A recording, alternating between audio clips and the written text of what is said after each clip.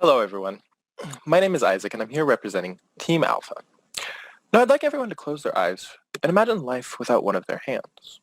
How much harder would everyday tasks like eating, working, or simply using your computer be? Thus, we are here with one primary goal, to increase access to pattern recognition prosthetics. Now, you may be asking yourself, what exactly are pattern recognition prosthetics? To understand pattern recognition prosthetics, we must first understand myoelectric prosthetics. Whenever your muscle flexes, it creates tiny electrical signals within the muscle.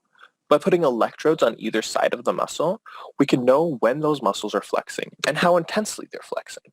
Using this information, we can control a prosthetic arm.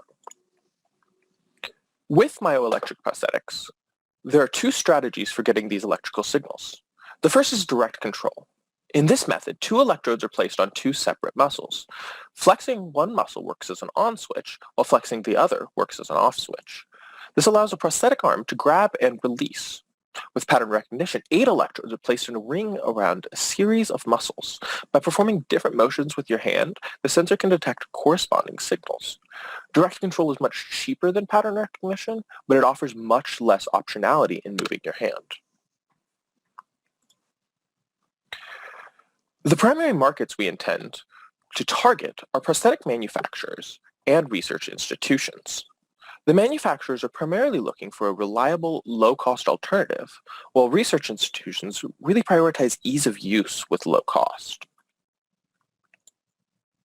The two devices most often used by these two markets are the Myo armband and the coapt sensor. The Myo armband is the cheap and dirty solution. It offers limited functionality, but it's 1/50th of the price of the coapt. While the coapt does offer a great product, its price point often puts it far outside the average consumer price. Its $15,000 price is on top of the normal $60,000 to $70,000 price of a prosthetic arm.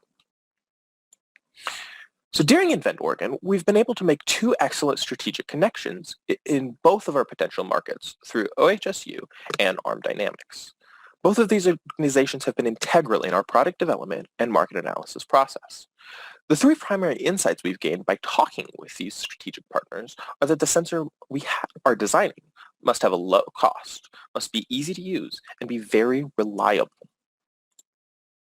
Additionally, through talking with our strategic partners, we've worked to try to create a balanced price point between the Myo armband and the coapt sensor that would allow much greater access to pattern recognition prosthetics. Across the United States, there are over 70,000 people living with a lower arm amputation. If we can capture even 2% of this market in our first year, our revenue would roughly be $1.5 million. So our sensor has many benefits over the competition. By increasing the frequency that we measure the muscle signaling at, we can get more precise signals and have better prosthetic movement. Cost. So our product is much cheaper than the competition, clocking it at up to just 5% of the price. Next, because our liquid metal technology, combined with our flexible polymer, our sensor will be comfortable to wear and completely non-invasive. And finally, it's incredibly adaptable, and we look to implement use in the leg, back, and shoulder muscles soon. We've made an incredible amount of progress during the Invent Oregon competition. Initially, we started as a school project implementing liquid metal. By the beginning of Invent Oregon, we had a roughly functioning sensor. But after both the mentorship and funding we've received, we now have a fully functional prototype. How we control our arms is that our brain sends electrical signal through our nerve systems and tell our arms what to do.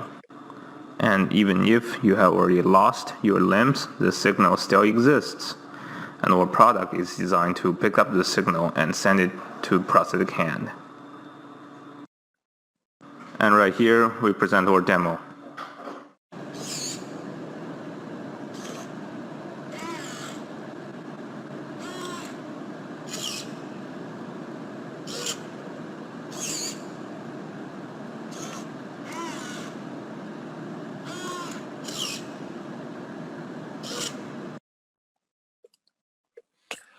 We want to be upfront with you about exactly where your money will be going if you choose to invest with us. First, we want to implement multi-channel activity and Bluetooth connectivity to get higher degrees of freedom and motion for both the patient's arm and the prosthesis. Next, we will look towards filing a patent to ensure we have control over our intellectual property. Finally, we would work to receive FDA approval as a Class 1 medical device. I hope you all are as excited about this product as I am.